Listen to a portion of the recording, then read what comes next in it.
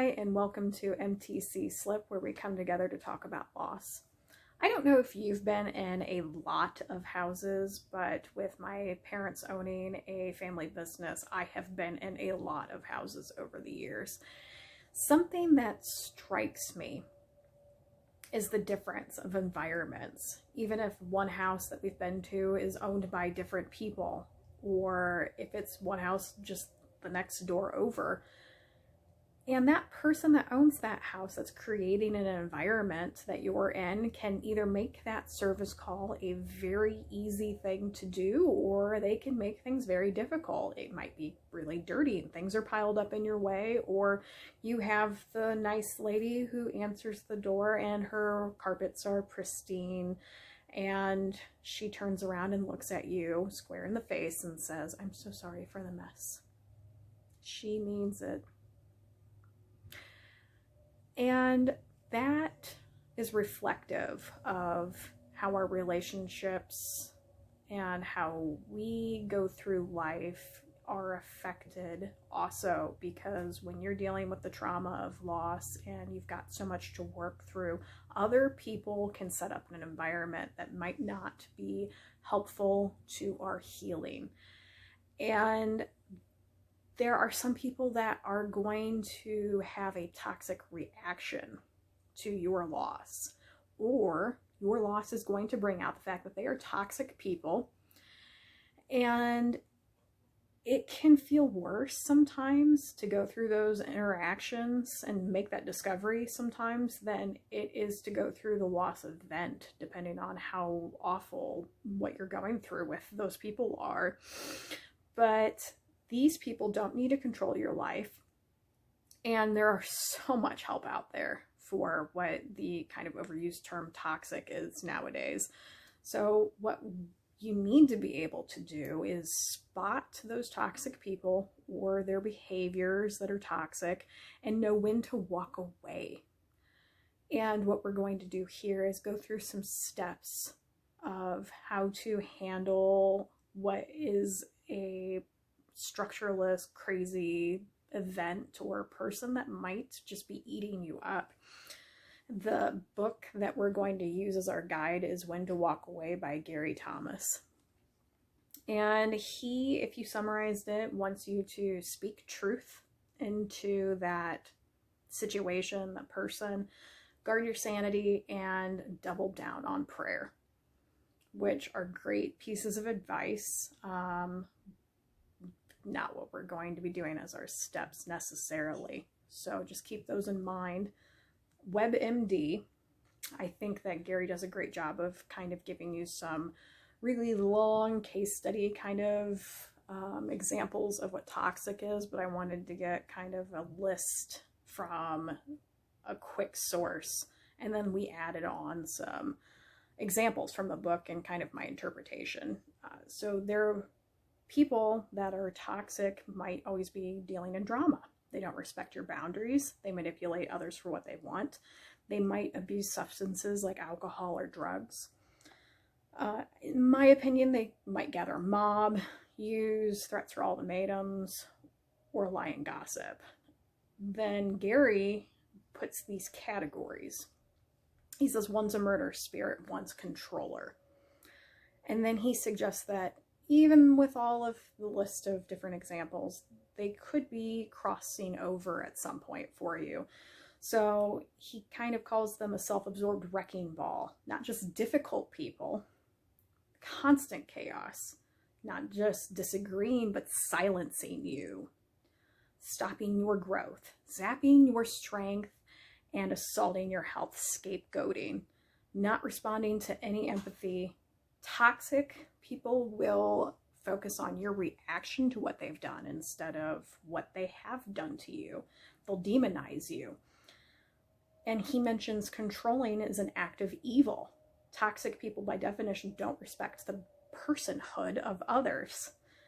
He really nails it when he says toxic people are usually much better at being toxic than we are, because they've been doing it longer, and we have a hard time with that label, putting that label on them. because it doesn't occur to us that other people would get so much pleasure out of making others miserable. And he just totally nails it there. The first point that we're working in with is putting that label on that hard thing for us to do. That is the first thing you need to do. That's what our first step is. And then you need to think, if I really thought of someone when you gave that list, you need to go, what was their intention to be toxic? Was their intention to hurt you? Or did they mean to be helpful? Because the point here that Gary gets to at some point in his book is you are capable of also being toxic. You need to second guess yourself, am I being pure in motive? Am I gossiping about them? So we don't want to call people names. We just want to properly label them. He says Jesus did the labeling, and that's not something that's mean. Don't hesitate to label something with the truth. And with that intention mindset, you can take the same things and make this world-ending, devastating bomb, or you could make something to power neighborhoods. So really it comes down to what is the intentionality behind what they use. And are you jumping to conclusions possibly? Are you using a lens of past experience? And then if that person is toxic to you, and maybe you've brought it up because you're not sure, you're having that hard time labeling, he mentions that it's possible because he has this Brad Hambrock quote in there. Toxicity usually shows up in relationships of high commitment and privacy, like at work or home. It could be that that person, he states, is just toxic with you. Very possible. Maybe everybody thinks they're a great guy. Gary, he's a great guy. Nobody agrees with you, but he's totally just ruining your life. That is why, with his biblical perspective, Gary is saying that you could walk away from that situation because the things that he's done to you could be something that somebody else in the church body needs to bring up to him. And that's not your job anymore then. So we don't need to confront every sin put in front of us. That was a pressure off kind of situation that Gary brings up.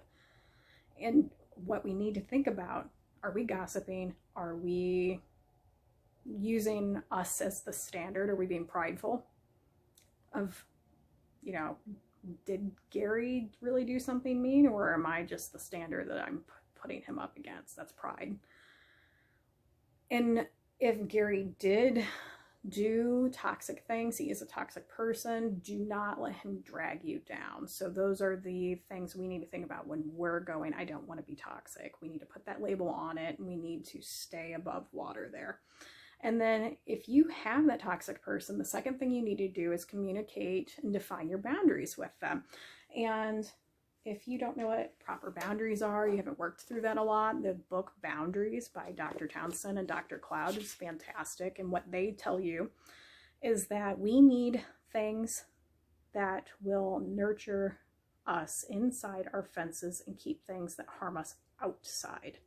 In short, boundaries help us to keep good in and bad out. They guard our treasures so that people will not steal them. They keep the pearls inside and the pigs outside. There's a great chart on page 59, and there are a summary of boundary problems. So you have can't say no, the complaint, feels guilty and or controlled by others, can't set boundaries. Can't hear no, the controller, aggressively or manipulatively violates boundaries of others. Can't say yes. The non-responsive sets boundaries against responsibility to love. Can't hear yes, the avoidance sets boundaries against receiving care of others. And it is so important to set boundaries in situations that you might need to read the entire book. It's so important. And he makes a point, Gary does in his book, that these boundaries need to be set by Jesus. So what would Jesus want us to do And how would he want us to handle people? Like, Jesus, God, should be over family. If your family really is pulling on you to do something, but it's not biblical or anything in that line, that's a boundary that you shouldn't be crossing.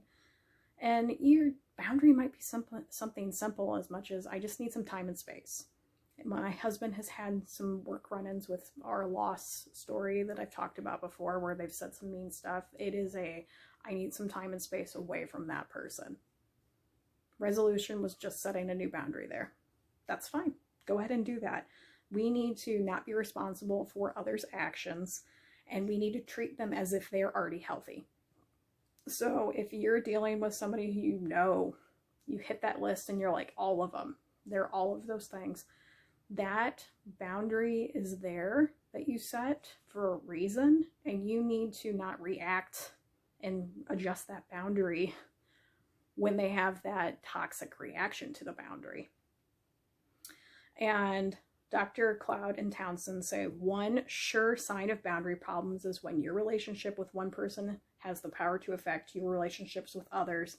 You are giving one person way too much power in your life. And that comes to our next point. You've labeled them. You've set your boundaries with them.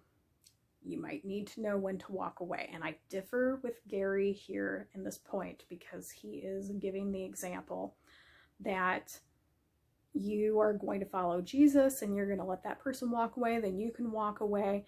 And he's right. There is a big picture. If you're reading into James, like I have, it might be a chance for you to grow in that situation. But when you have the additional trauma of going through loss, I'm going to suggest that you're going to be more likely to just walk away from that person first.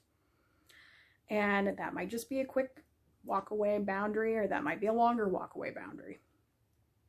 And I know we're trying to be like Jesus, but we are not Jesus. We are not perfect. And it might be you need to walk away, not drag yourself through the torment of being in that relationship that is just going to pull you down and turn you into somebody you're not, because you're trying to be a good Christian, or it's just, like you read the book and, well, that's what I'm supposed to do. So one example Jesus gives is Judas and his circle of people. And if you've read the Bible, you know what's up, or you've been Easter or whatever, Jesus does use those labels. He calls it out. He lays down a little bit of boundary. He gives, Judas knows what's coming if he does what he does. He gets the warning. And he still goes and does it, but Jesus knows that this is going to happen. And he keeps him close to him. He doesn't let him walk away. We see Jesus repeatedly letting people walk away, then he walks away. Fine, that's free will. The Judas thing, he doesn't stoop down to hating him. He doesn't push him away. He knows that he's not a great person. He keeps him close. But we're not going to all hit that level of maturity. We're not going to be always able to be that perfect person to do that kind of thing. And it's kind of like we have to get to that point sometimes. Like I had, as an example, somebody that I was in elementary school with. And you know how it is when the two different schools will come in. Most people had been in the same school with each other. I had not been in the school with this girl. So everybody kind of stayed away from her because they knew what was up. And I didn't know any better. But then after a long time, I started going, why is she acting that way? Why does she say those things? And it wasn't clicking for a while, but then I got the picture. So I started developing my labels. And then I was a little older and I started developing some boundaries. And I learned that she really crossed it one time when she turned around and told a bold-faced lie. I was in earshot. She knew I was. She knew I heard, because she turned around and she said, I hope you're okay with that. I just really want them to like me, which is very toxic.